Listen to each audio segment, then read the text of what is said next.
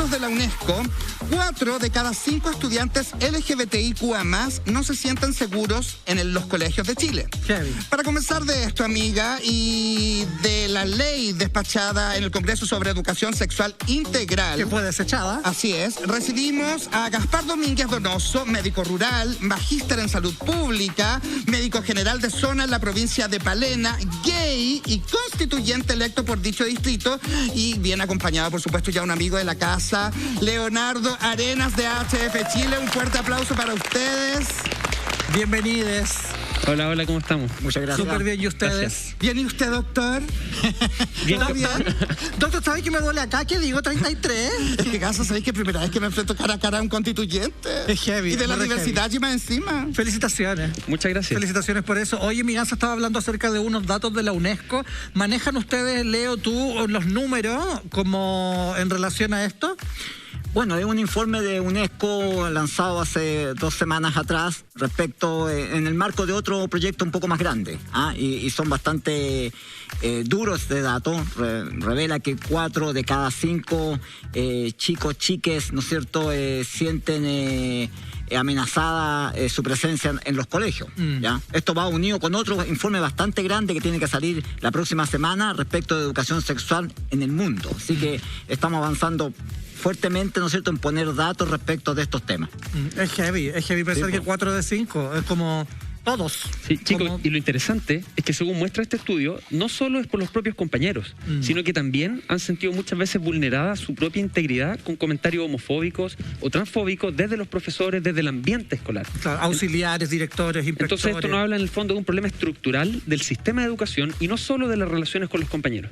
¿Y qué pasa con esta ley que no quieren que se apruebe, que le ponen trancas cuando se O sea, habla no se como- aprobó, de hecho, la ley de educación sexual integral en los colegios. ¿Por qué no se aprobó? ¿Quién no aprobó? ¿Quién rechazó? Queremos nombres. ¿Dónde está? No, Bueno, de- que se puede buscar igual. De hecho, chicos, es súper importante decir esto porque esta ley fue discutida durante un año en la comisión y posteriormente en una sesión en la Cámara de Diputados fue rechazada.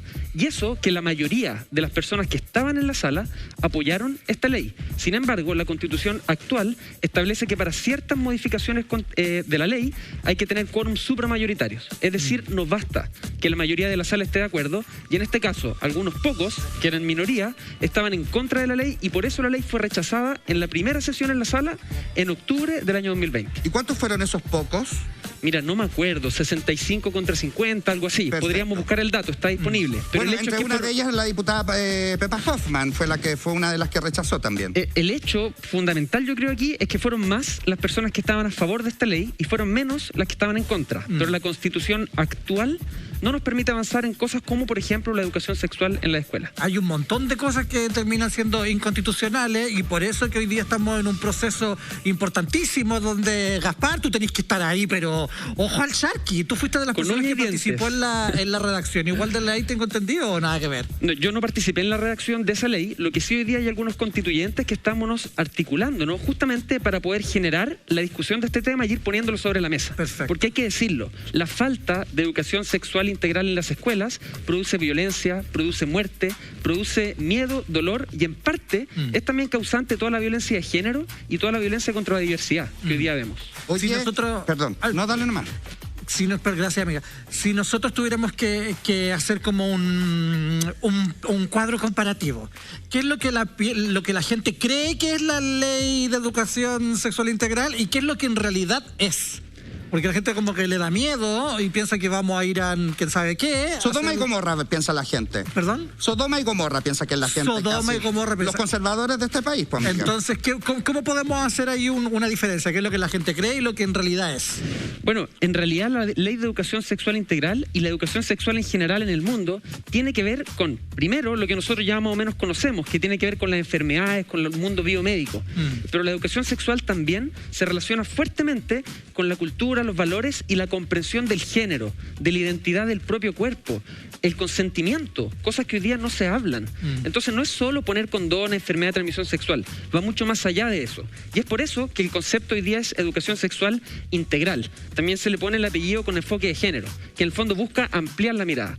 Y en ese sentido, es súper importante no solo considerar los ramos, por ejemplo, de educación sexual o de orientación, sino que hacerlo transversal en el currículum. Les voy a poner un ejemplo muy puntual.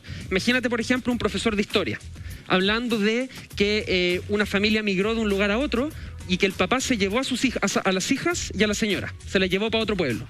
Cuando uno lo expone de esa manera, de cierta forma también está exponiendo que el padre tiene cierto grado de injerencia en la voluntad de la señora y de los hijos. Control total. O los ejemplos que saben en matemática, en lenguaje. Entonces tiene que ver con una comprensión amplia de lo que es la construcción del género y cómo la construcción del género establece que algunas personas o algunos géneros valen menos que otras. Y eso hay que erradicarlo. Claro. Oye, Leo, una pregunta que, bueno, también es para los dos. Se dice que también que los niños son los que aceptan más la diversidad. ¿Esto es real o no es tan así? Sí, es real. Real. En la discusión que planteaba Gaspar respecto de la ley, ¿no es cierto? Una discusión importante fue la presencia en aquel entonces de quien dirigía los lineamientos más de primera infancia o Sí. educación inicial, ¿ya? Y bueno, ahí se pusieron varias cosas. Fundamentalmente el tema de respeto y derecho no se daba la violencia de menor manera. ¿Ya? Eso está muy estudiado, ¿no es cierto?, por toda la literatura. Se crea al interior después, en la división, ¿no es cierto?, del sistema escolar, estas visiones contrapuestas respecto de género, ¿no es cierto?, y sexo, ¿ya? Pero también creo yo que hoy día la juventud está tiene mayor amplitud, ¿no es cierto?, una mayor oferta respecto de decisiones que pueda tomar, etcétera. Entonces, veo una juventud que está mucho más empoderada, ¿no es cierto?, informada, respetuosa, etcétera.